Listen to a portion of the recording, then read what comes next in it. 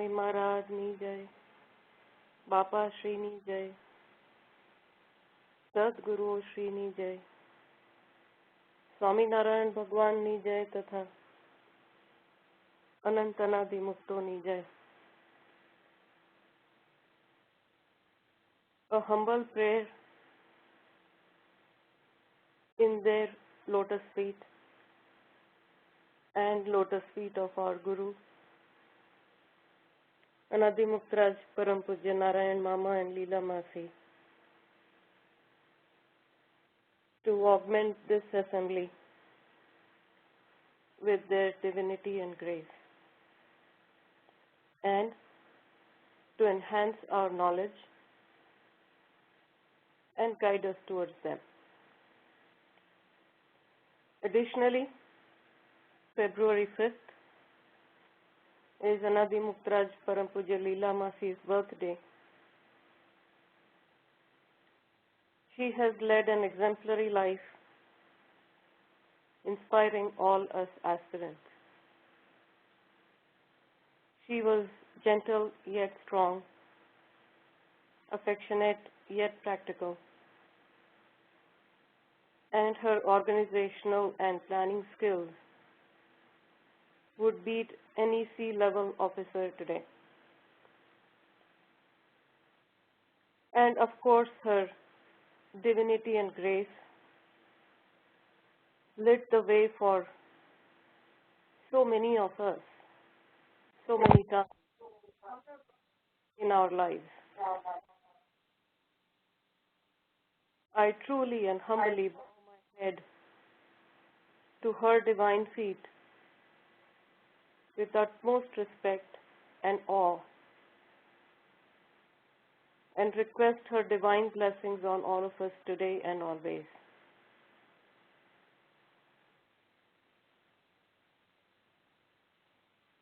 During past couple of weeks, I have received a suggestion from 2 or 3 people to pick up a little pace in speaking. So I might speak a little faster today. I will, however, not talk at the speed of my normal conversation. I talk very fast in my normal conversation. I will not talk at that speed because Anadi Muktraj Param Pujya Narayan Mama used to say that speaking too fast is not very helpful during learning and spiritual progress endeavors. So please stop me right away, unmute and stop me if my accent, my pronunciation, etc. are not clear as I speak a little faster.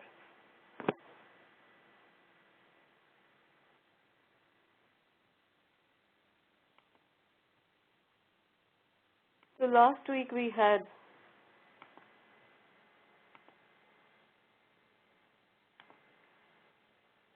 talked about senses, quintessence, and mind. This will delve into one last thing on mind or man,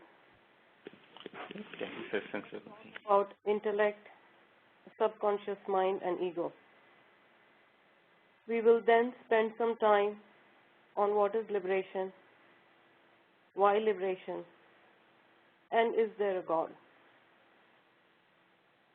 Following that, we'll touch upon endocrine system and chakras, and this will wrap up our conversation on mind, body, and soul. So one last but quite important thing about mind is the question that can our minds be controlled by others? Is hypnotism real? The answer is yes to both. Mind control is a technique used on soldiers in many nations in the present and in the past They have been known to commit acts under the influence of their superiors or the system itself, which even they are later surprised of. Mind control by language is a very common technique. We call it convincing or negotiation skills, where one person uses the power of language and reason to manipulate or divert or control the thoughts of others and gets them to agree on a solution. We call such people charismatic. Another common example of mind control is how the emotions in the movie or TV series make us get so involved in them that we feel elated or enraged or melancholy watching them. So while mind control is real, one thing we must all remember is that someone can control our mind only if we let them, either knowingly or unknowingly. There have been experiments done to show that some people are so strong-minded that they do not let themselves to hypnotism. Hypnotism is nothing but letting someone in our mind and subconscious mind. If we build the internal resilience that we discussed last week, and always keep Lord Swaminarayan and his Mukta with us, there is no way anyone can control our mind.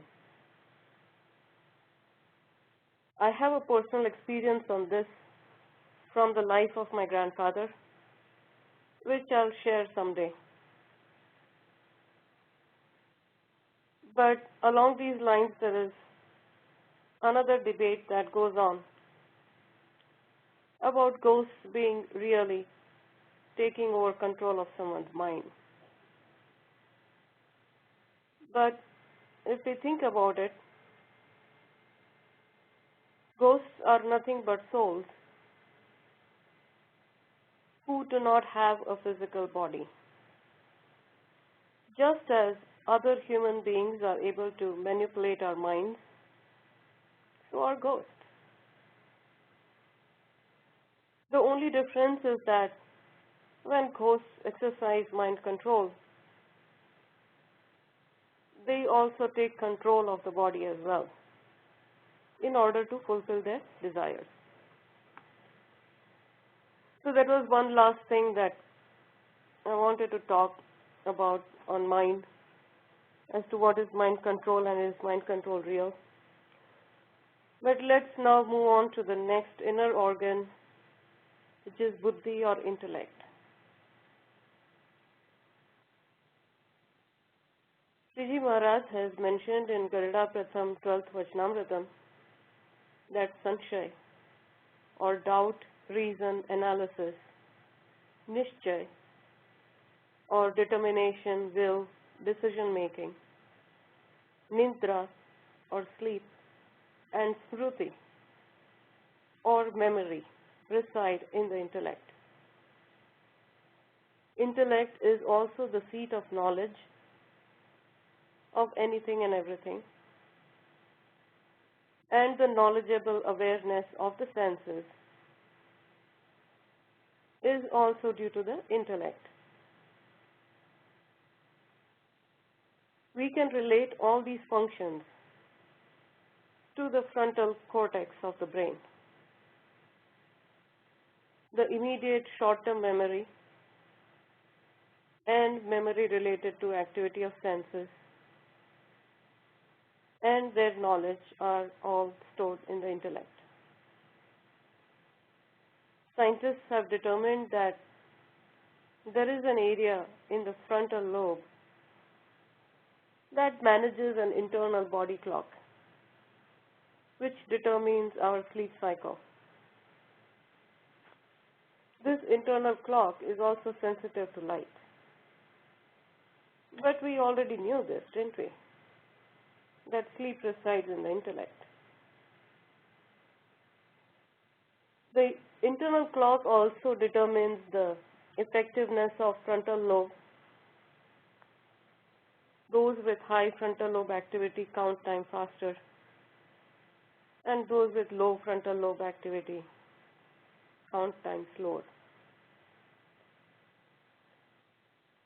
One interesting research around knowledge is that knowledge is hard to decay with age. Through study of preserved brain sections of Einstein, it is determined that Einstein had large number of glia than a normal person. Glia are cells in the brain responsible for supporting, protecting, and repairing neurons.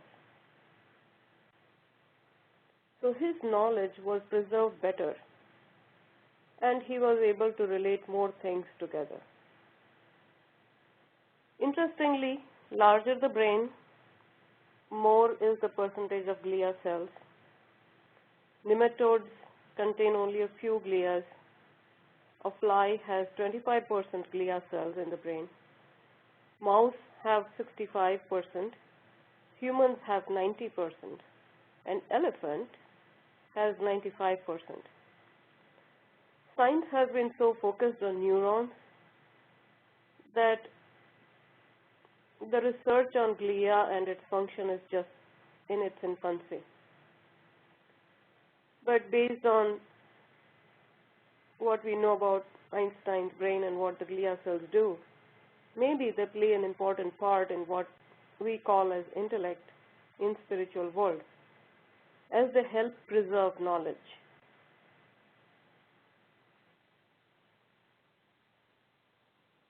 So that was just another research that I thought was very interesting. But one very important aspect of intellect that I wanted to spend some time on was depression. Depression and stress are becoming very common in all generations these days. While depression is attributed to hormonal imbalance physically and misaligned expectations from the world psychologically, intellect can come to rescue.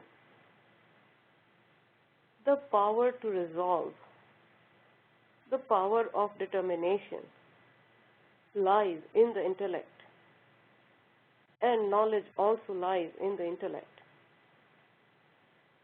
In Sarangpur 18th Vachanamritam, Sriji Maharaj has said, an ignorant tries to tackle a problem by sleeping or crying or picking up fights or giving up food. Sometimes the ignorant goes to the extreme of committing suicide. The knowledgeable, he says, associates with elevated ones, understands the inner workings, and thoughtfully eliminates the problem. So an intellectual person, through the sheer power of analysis, reasoning, knowledge, and faith in Lord Swaminarayan and his Anadimukta, can overcome any and all depression and situation.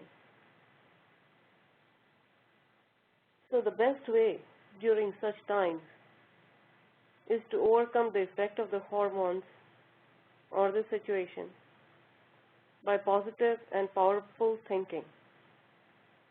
Let's not tie ourselves down by hormones and situations. They keep changing. But what has a longer life is our knowledge, our internal strength and faith.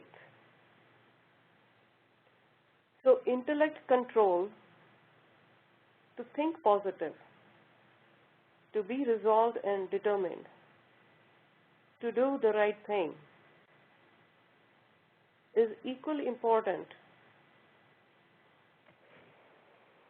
as the control of mind and senses.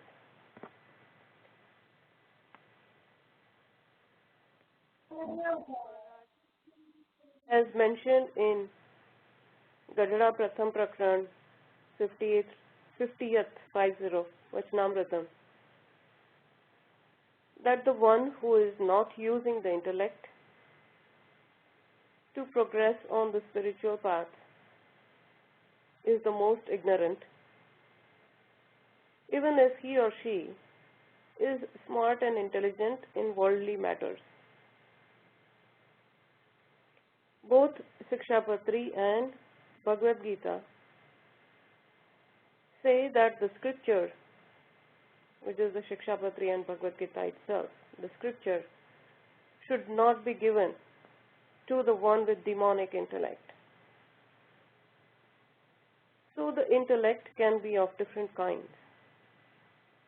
One form could lead to negativity and make us fall prey to demonic things, whereas the other can help us become a good human being and progress on spiritual paths. Also, the neural paths that define the intellect can be changed. So we need to continue working on it all the time to make our intellect bright and positive. There is one incident from life of Swaminarayan Bhagwan. In a procession in his honor, he was once riding an elephant. But while the procession was on and he was seated on the elephant, he started eating a cucumber with its juice dripping all over. Looking at that, one person said, "He sure is God himself. No ordinary person will dare to eat cucumber like this in his own procession, sitting on an elephant. He won't have the guts to do that." Looking at the same thing, another person said, "Look at him. He does not even know how to eat a cucumber." So it is all about how our intellect is. Is it positive or negative? The first step to make a better intellect is to feed it with positive thoughts and resolve that no matter how others are, I will become a good and a genuine human being. Only when we become genuine human beings that we'll be able to progress on the path of spiritualism.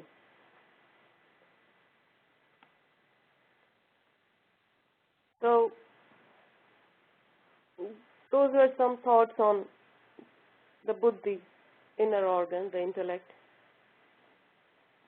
Let's move on to chit or subconscious mind. Subconscious mind is much talked about in the field of psychology and spiritualism. In Gadada Pratham Prakran 12th Vachanamritam, Sriji Maharaj has described chit or subconscious mind as chit is undifferentiated from Mahat Tattva. Entire universe is stored in its subtle form in Mahatattva, and it is immaculate, brilliant, clean, pure Sattva-oriented, and peaceful. So just as Mahatattva is the subtle store for the entire universe and all the souls within the universe, Chit, or subconscious mind, is the subtle store for the soul. We will talk more about Mahatattva in a couple of weeks. But to understand this concept, let's go to my favorite laptop example. We had talked about taking a backup on a hard drive when switching from one laptop to another. But this requires every person switching a laptop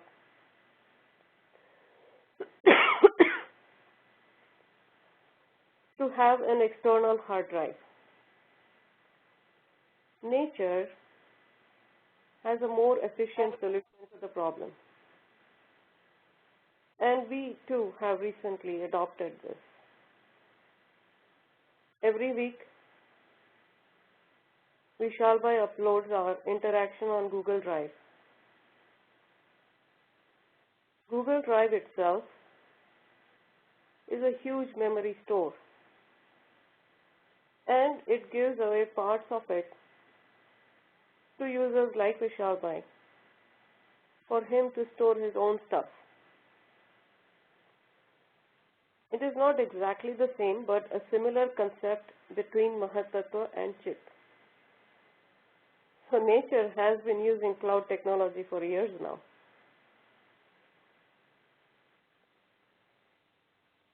So it is good to know that Mahatattva and Chit are undifferentiated. But what is Chit? A while ago, it was believed that subconscious mind mapped to cerebellum in the brain. But let's look at it with a fresh perspective. When we do anything, read, write, talk to others, help others, cheat others, it all gets stored in the short-term memory in the frontal lobe.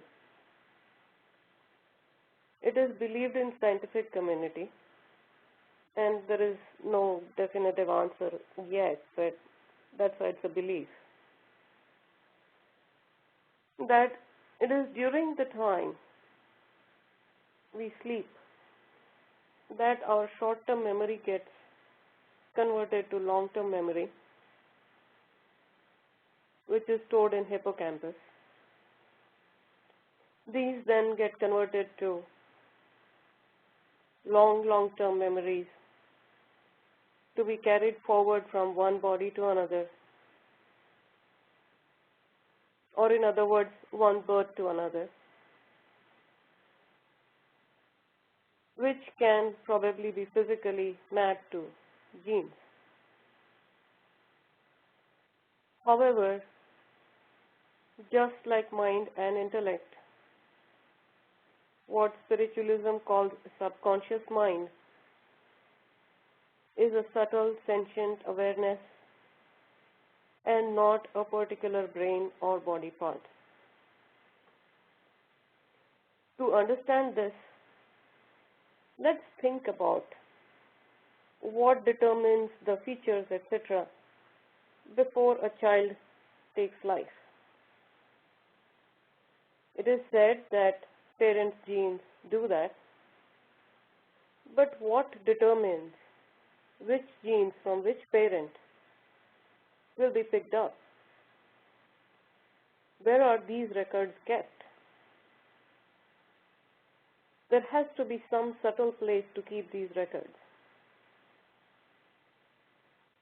So just as the subtle sentient awareness in and around amygdala is the mind, there is a subtle sentient awareness around the memory store, the long-term memory in the hippocampus and the long-term memory in the genes. And that is the chit or subconscious mind. Chit stores our actions and experiences. Science has found that decisions are already made subconsciously in the brain before even we become aware of them. So what are these decisions based on? These are based on our past experiences stored in the chit. So with that, let's move to our last inner organ, the ego or the ahankar. The ego, like chit, is tied to the universal ego or ahankar. The universal ego is of three types: sattva, rajas, and tamas. We talked about it a couple of weeks ago when we talked about the cause of states of mind. And we will talk about the universal ego subsequently. But as far as our ego goes, based on Gada Pratham 12th Vachanamritam, it has three attributes: sattva, rajas, and tamas, which have their characteristics. At a high level, sattva is peace and calm, rajas is activity and desires, and tamas is darkness, ignorance, and arrogance. Ego is the feeling of me, my, mine, and myself, as we discussed in our very first interaction. Ego is what we identify ourselves with. This feeling makes us react and behave during our interactions with others and outside world based on the pervading attribute.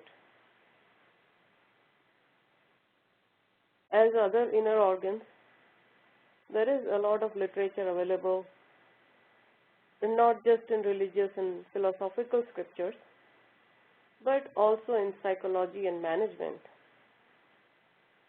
on how to overcome ego. But one simple approach is to take the ego through a progressive journey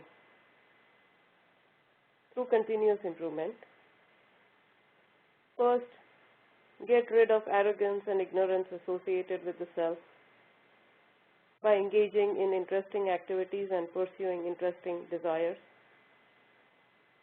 Then get rid of the association of the self from the activities and desires and move to calm and peace. Once we become calm and peaceful, we then become capable of moving to the next step. Give up identification with the self to identify with God.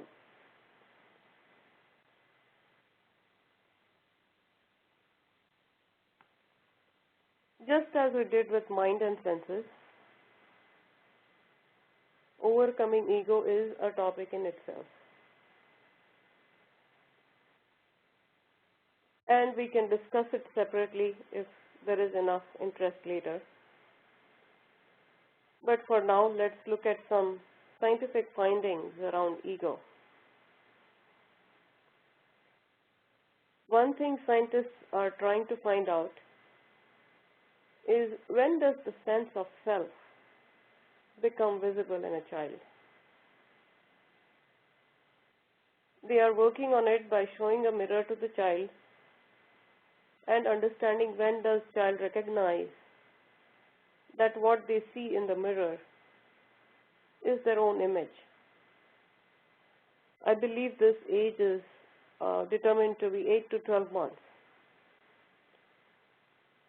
Another experiment is, when does a child become conscious about its own image? What will others think about me?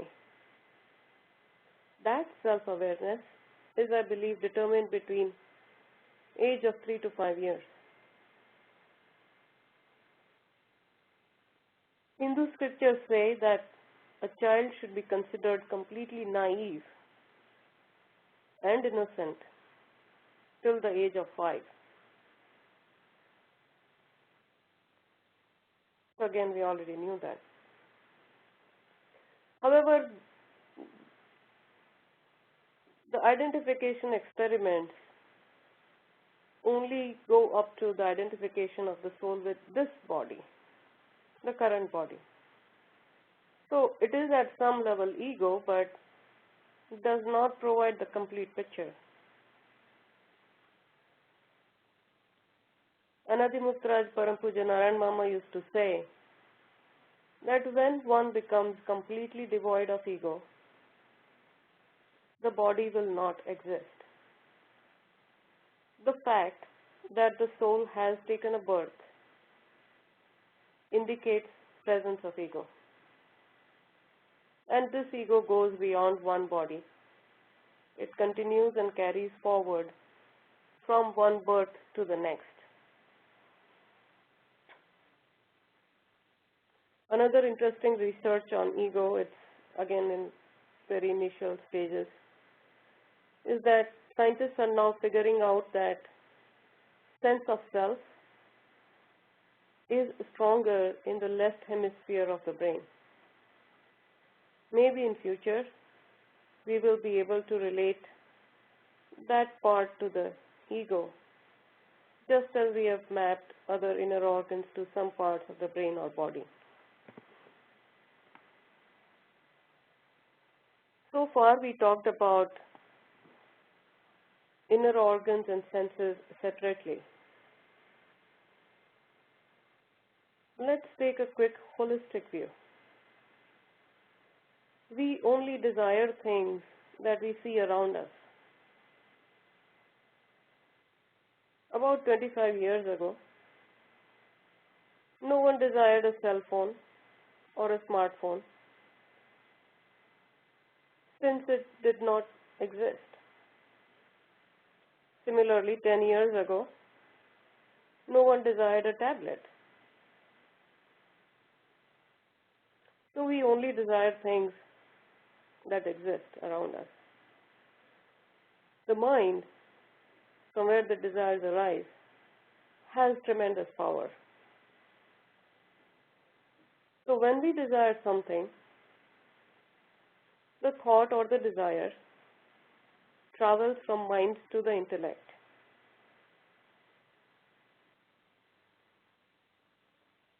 Intellect analyzes and reasons the desire and then decides to either pursue it or leave it. Ego also feeds into the decision-making process. Sometimes the memories of past experiences from subconscious mind also feed into this decision-making. So after the analysis and decision, the mind then commands the senses to act appropriately. This entire process of desiring, thinking through it, and acting on it creates an impression on subconscious mind. The entire experience and lessons learned during the experience are also stored as an impression in the subconscious mind.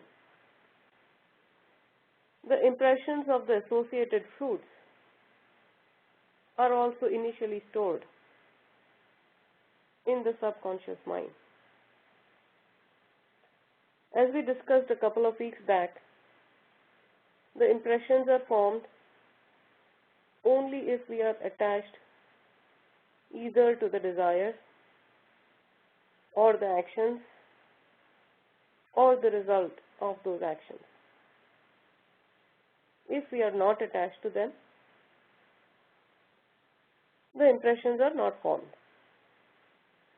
And that completes the cycle of one desire. This cycle continues for every desire. That was a holistic view on that whole process of how it works.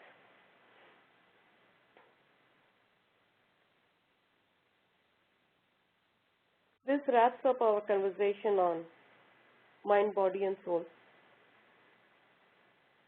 This knowledge is useful to anyone and everyone, irrespective of whether or not they want to progress spiritually. There are a couple of things I want to touch on before we move on to talk about what is liberation and why liberation.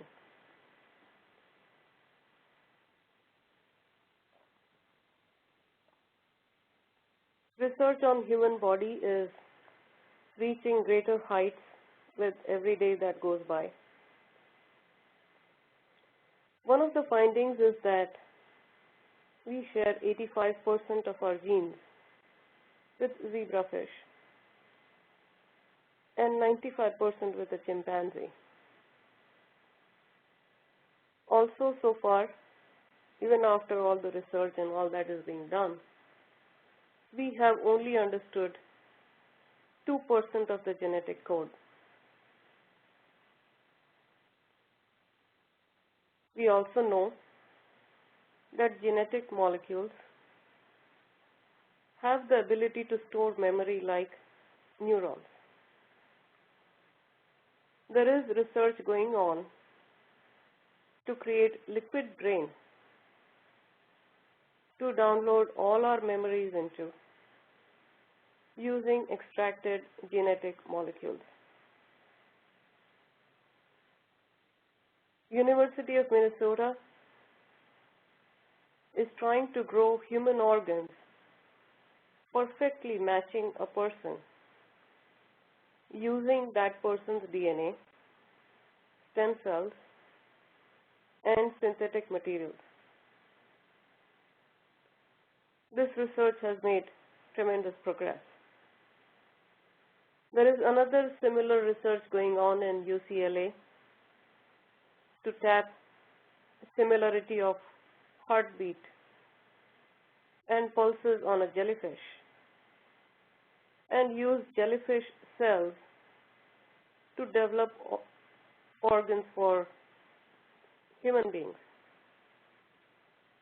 However, these cells need an electric trigger to work.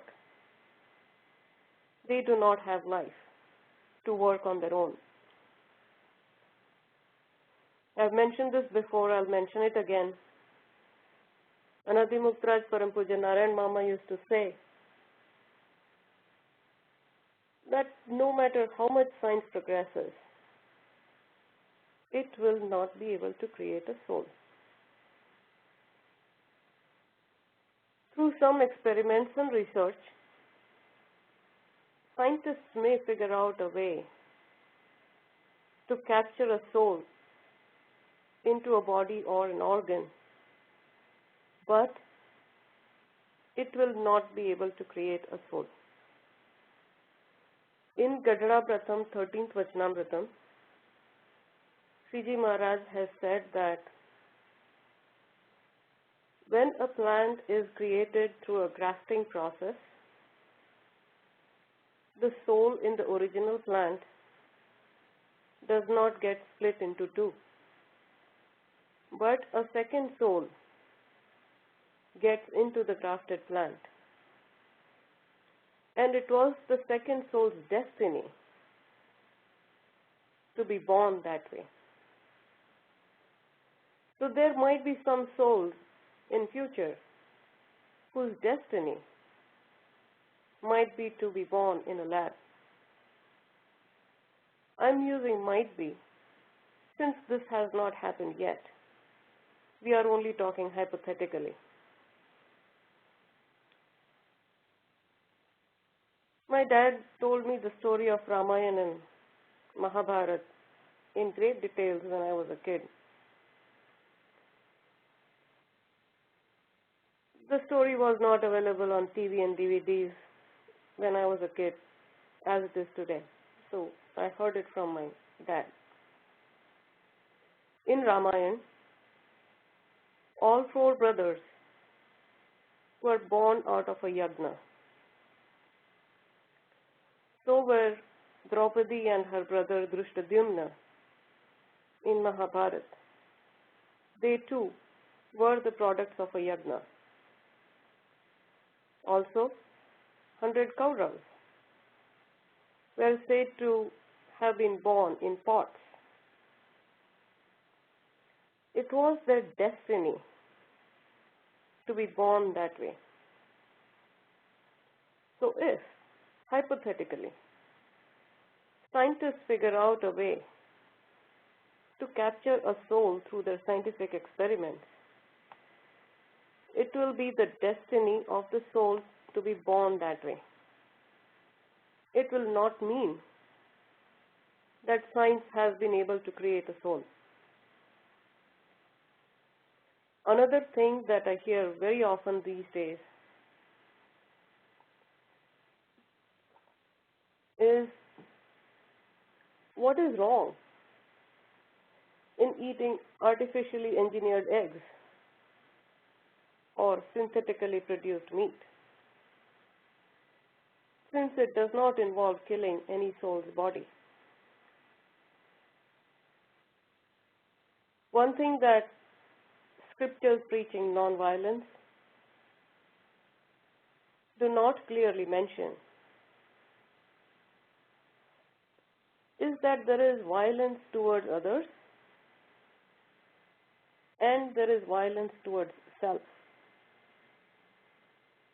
Maybe, and I'm saying maybe since we really do not know what happens in there, but maybe there is no soul in artificially engineered eggs or synthetically produced meat.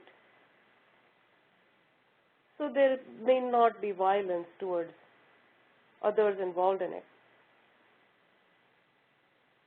But what about the violence towards the self? The chemical composition of meat is such that it takes a long time to digest. It rots in our intestines for 3 to 7 days before it gets digested. Secondly, non-vegetarian food is characterized by tamas.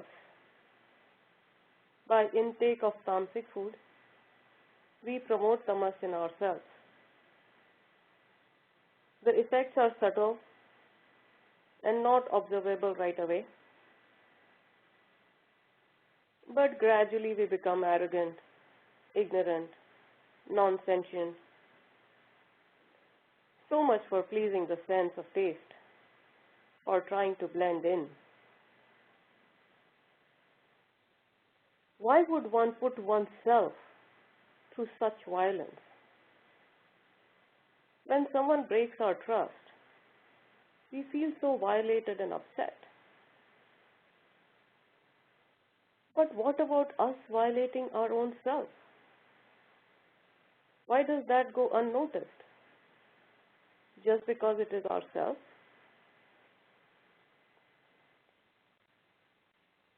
After so much of promoting about fertilizers to grow crops from late 60s to late 80s, since early 90s, there is a trend to move towards organic foods. Even with milk, people are now moving to non-hormone induced organic milk. It took us 3 to 5 decades to even begin to understand the effects of the chemicals. Who knows how many years it will take to analyze the effect of eating synthetically generated meat? Why not stay ahead of the game, stop violating ourselves, and stay on track to make our body more conducive to spiritual progress? or any other progress for that matter.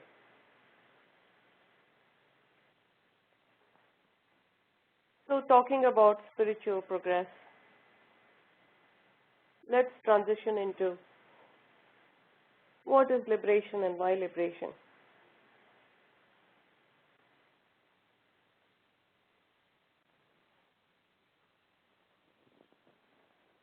We live in a limited world. There is only so much pleasure that can be attained. There is only so much quality that can be demanded. There is only so much variety that can be provided. There is only so much quantity that is available. I use this example very often. I'm sure everybody knows Arnold Schwarzenegger. He was an actor and also ex-governor of California. When he was the governor, he had 18 Hummers, those heavy-duty bulletproof vehicles. He had 18 of those. What would one do with 18 Hummers? At the end of the day, each one is only a Hummer, nothing more, nothing less. So that is the limitation of vehicular luxury, and it is imposed by the limitation of the human race in developing that technology. Another example of limitation that I really like to use is gold. Everybody likes gold. Gold is a precious metal and is formed when big stars go supernova. All cultures and societies in the world value gold. But there is only so much gold that is available to us. There are many gold mines here in California that have run out of gold and have now become tourist attractions. But where is this limitation of gold coming from? Physicists believe that there is so much gold in Earth's core that we can cover entire Earth's surface, be it water or land, with 10 to 12 feet thick sheet of gold. Same goes with diamonds. So the Earth has plenty, but it is the human limitation that keeps us from extracting it. We really don't know how to extract it. Then there are other limitations of the physical world. The chip being designed for brain or body implants keep getting smaller by the day. But they have a limitation that they cannot become smaller than 5 atoms.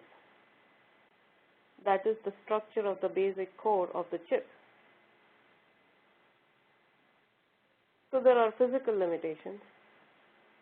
And then last week, we also learned that our senses are limited. So the bottom line is we live in a limited world. We are limited, either due to our bodily boundaries or mental boundaries or societal boundaries or physical universe boundaries. We crave for freedom from them. And just as there are degrees of these limitations, personal limitations, human race limitations, earth limitations, solar system limitations, physical world limitations, so just as there are degrees of limitations, there are related degrees of freedom or independence. We get free from one, but remain trapped in another. But freedom from each degree of binding is, well, a freedom. So are we cheating ourselves by accepting lower degrees of freedom? Don't we wish to be boundless, immense, and free completely? Liberation is all about becoming free every step of the way. We all crave that. We all desire that. That is what liberation is. Freedom from limitations. Freedom from bindings. So that answers what is liberation. Liberation is freedom. Some limitations or boundaries are hard to break, and some are easy. Let's take an example of a photon to understand that. A photon is a particle of light. A photon emitted from a light bulb takes a little time to become free of the light bulb and travel to our eye. But it is able to do that in a quantifiable time. Now think of a photon trapped inside the sun. It gets flung here and there. There are so many other photons flying around. They collide with each other. And one lucky photon finally manages to reach the surface of the sun.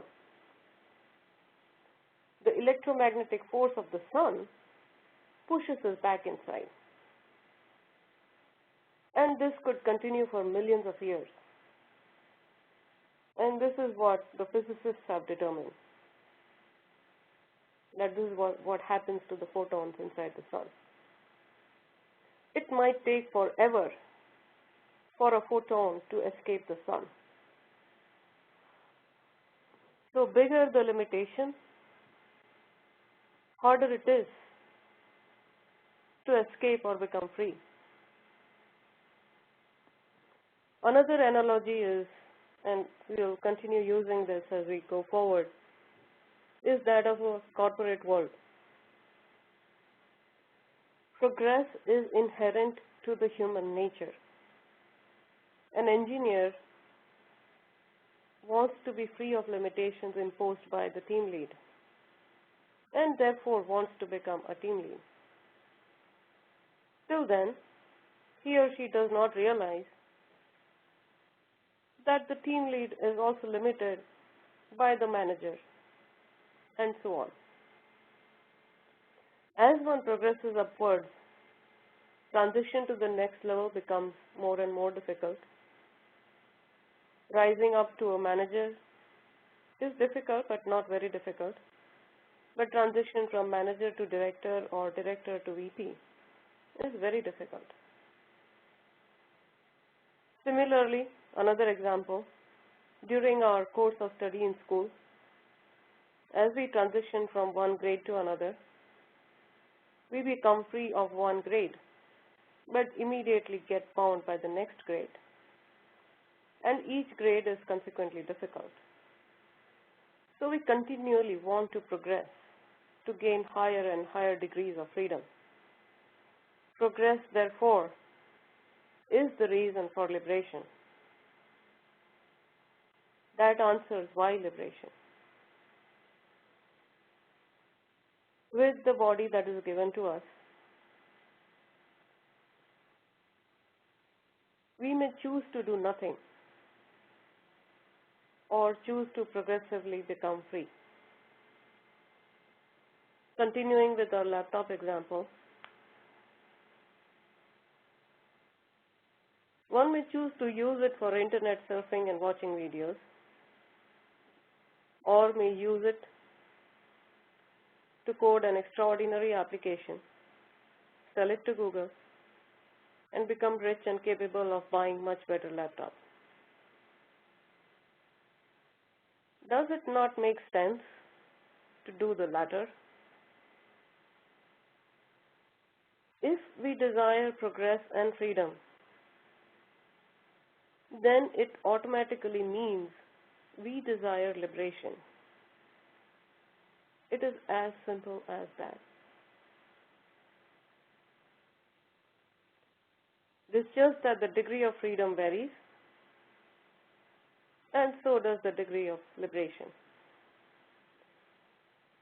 So, in a nutshell, liberation is nothing but becoming free from bindings and progressing. And this definition of liberation also answers why we should pursue liberation, to progress and to become free. We also discussed that there are degrees of bindings, and using different examples saw that depending on the bindings we overcome, the degree of liberation also varies. And we'll talk about these degrees in details as we continue forward, but I just wanted to establish this fundamental here that there are degrees of liberation. So, with all these latest discoveries and science progressing so fast,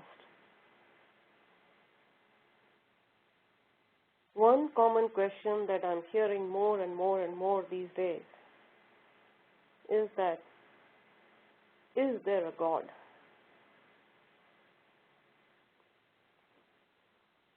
A couple of weeks ago,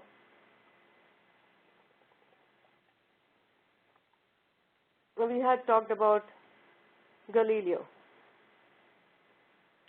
Galileo was imprisoned by church for supporting heliocentrism instead of geocentrism, stating that Earth revolves around the sun. Galileo, before he became a physicist and a theoretical astronomer, wanted to become a priest. Later, he had also developed interest in astrology. There is a similar thing about Newton as well. There is another physicist in UK in the present day who has written 17 books on astronomy and has finally become a priest. His name is John Polkinghorne, and I'll include a link to his Wikipedia in the slides. He believes that though it can all be explained away by mathematics and physics, someone must have created these paradigms in the first place.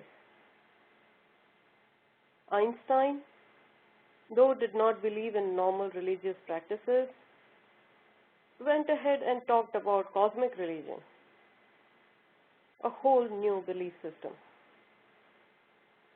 On the other hand, accomplished physicists like Stephen Hawking, who refused to accept existence of God, say that it all works as design, and design just happened on its own. But then they are unable to explain the behavior of black holes even after their lifetime worth of work.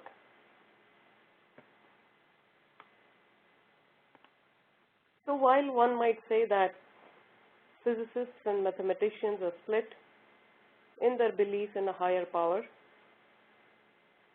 they are all unified in their struggle to find one mathematical equation that defines entire creation.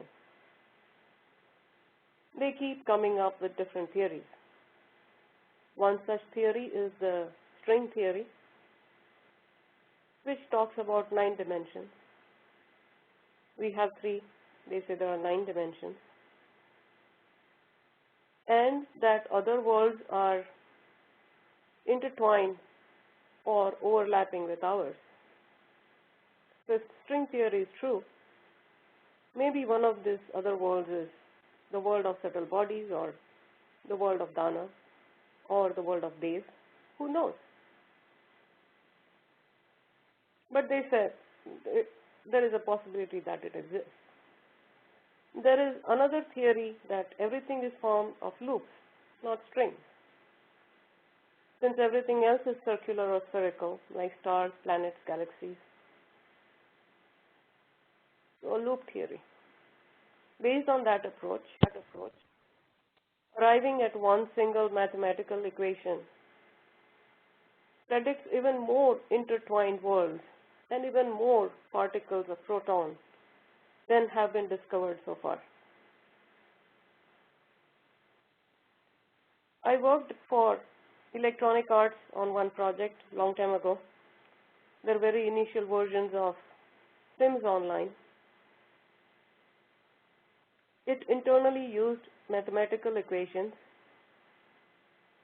to define the behavior of avatars, the landscape, etc. These techniques are extensively used these days, not just in games, but also in machine learning and robotics. There is an eerie similarity in the output of some of those equations and the real world. So just as someone is writing these equations in our world for the Sims games, there must be someone who must have designed and implemented those real-world mathematical equations.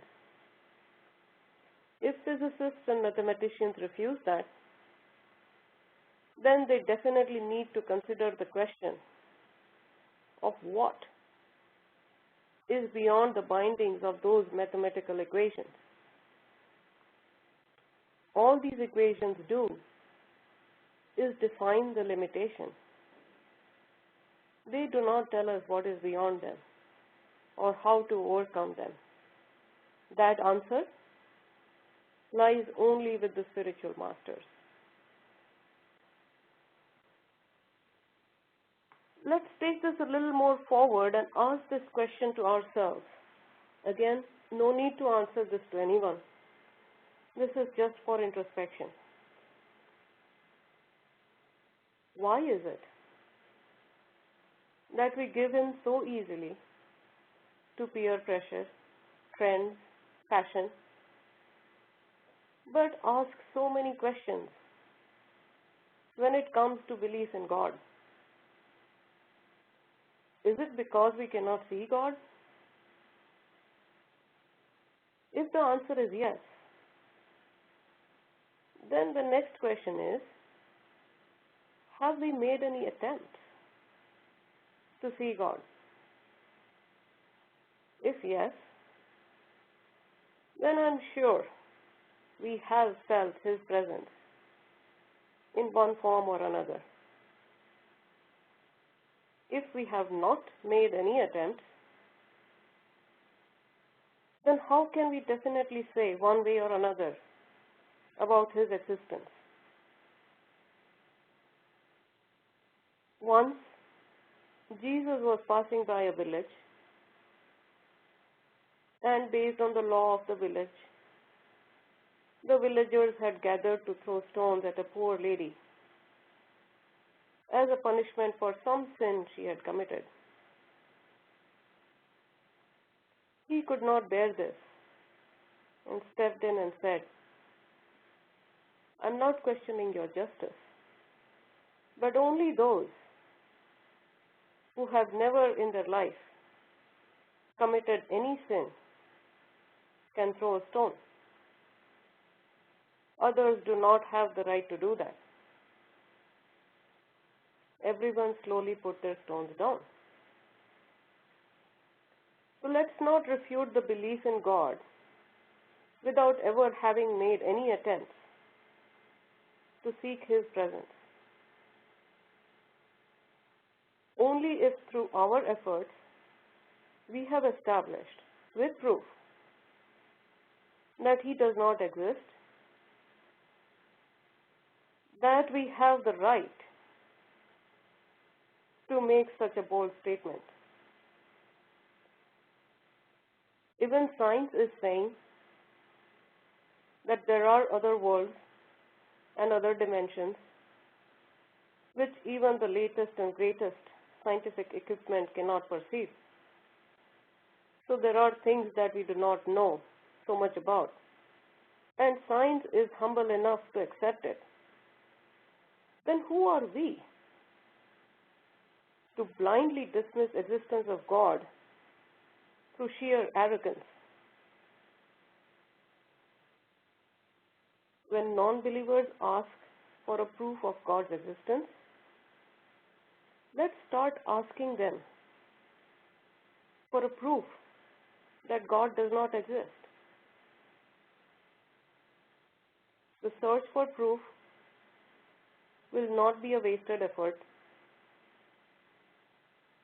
since attaining Him is progress. If He created the universe, He is definitely greater in power, more resourceful, greater circle of influence than us. And progress, as we discussed, is liberation. So if we find Him, we get liberated. If we don't find Him, then we have proof that He does not exist. Belief in God is therefore not a topic for debate, but a topic to initiate a search.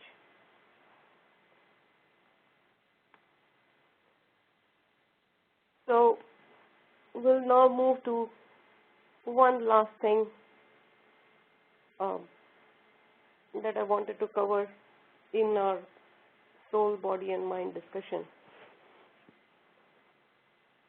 was have a quick conversation on endocrine system and the chakras. So by the way, I did not create this picture, borrowed it from internet, and the last slide has all the links that I've kind of referred to earlier during our conversation. So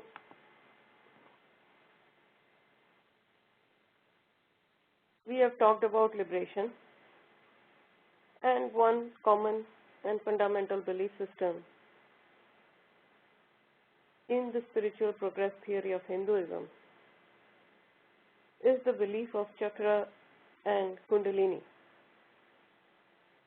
Chakras are the energy centers, and kundalini is the energy for spiritual progress.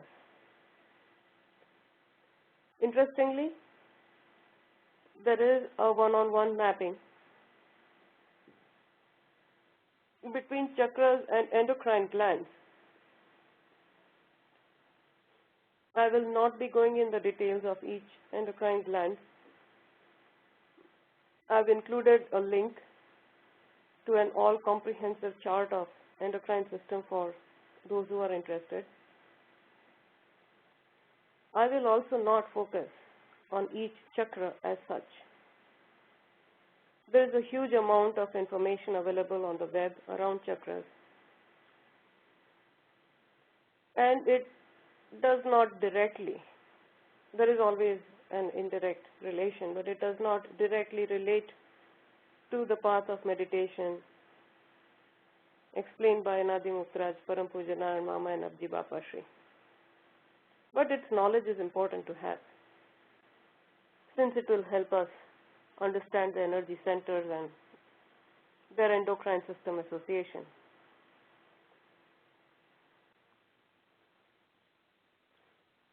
So, the Muladhara chakra. Now, there is a lot of debate on what Muladhara chakra relates to, and people try to explain it in many different ways. So, staying outside of that debate, let's say that the Muladhara chakra is the coccyx, the very tail end of our spinal cord, and then the next one is the Swadhisthana chakra, associated with our gonads and reproductive organs. Then in the navel is the Manipur chakra, associated with pancreas and adrenal glands. In the heart is the Anahat chakra, associated with thymus gland. In the throat is the Vishuddha chakra, associated with the thyroid.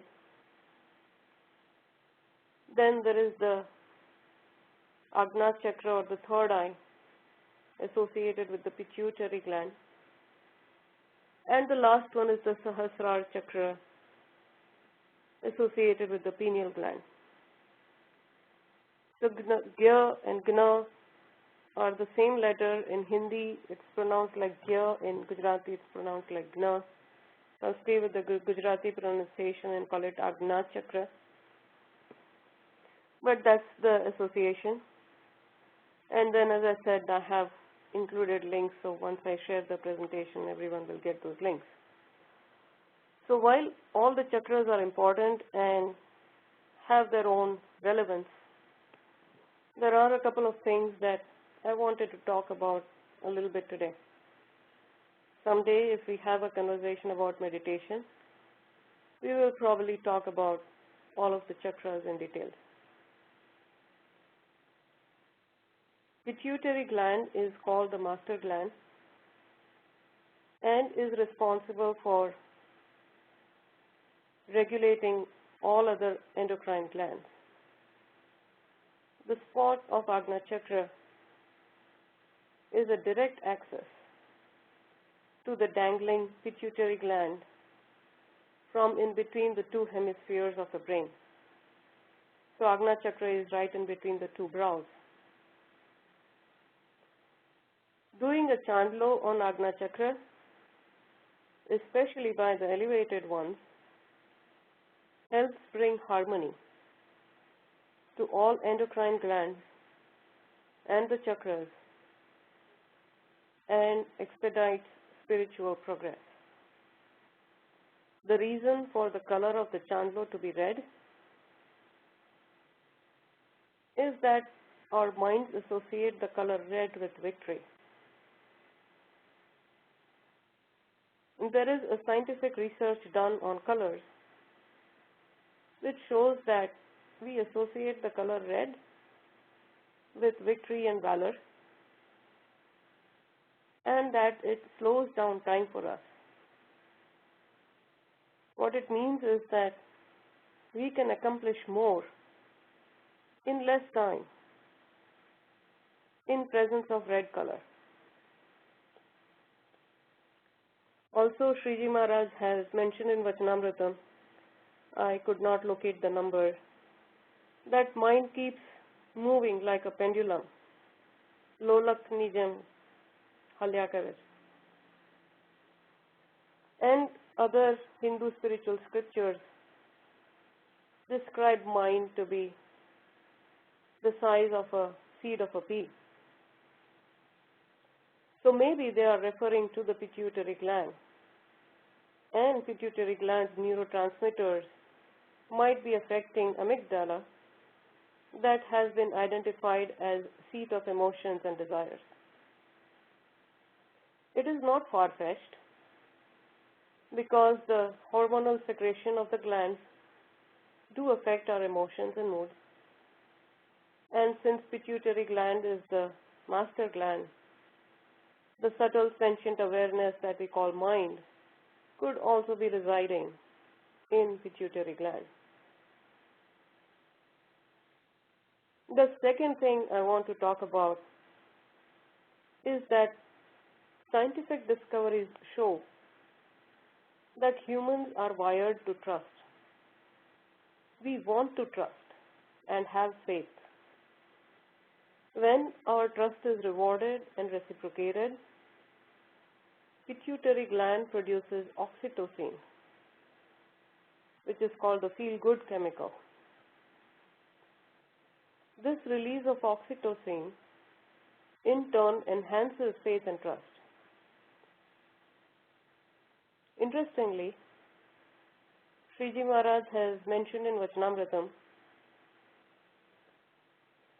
that God cannot be attained through logic, but through faith. Tarke karine Bhagwan nathi pamata, Vishwasa karine pamai. And the Agna chakra is also associated with trust and faith. I found it to be a very interesting correlation and thought of sharing here. So with that, This wraps up our extensive topic of mind, body, and soul and liberation.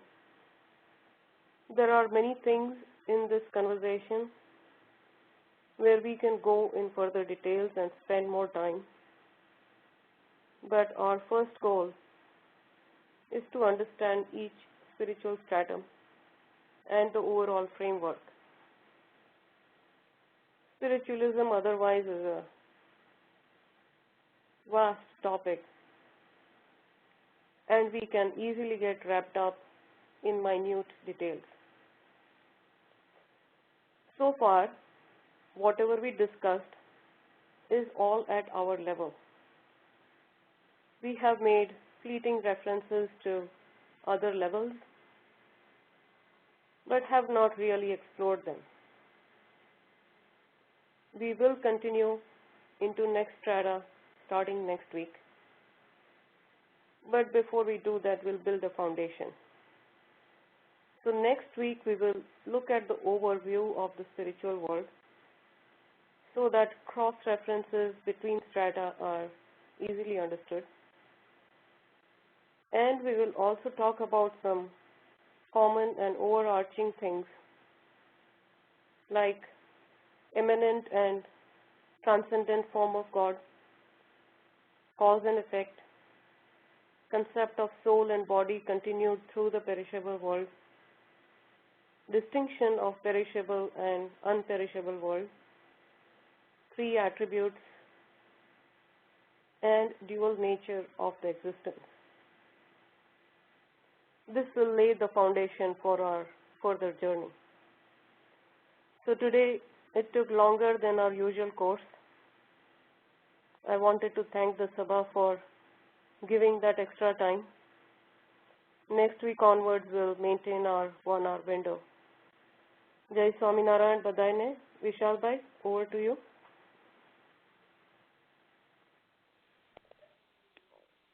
Jai Swaminarayan. I'm going to just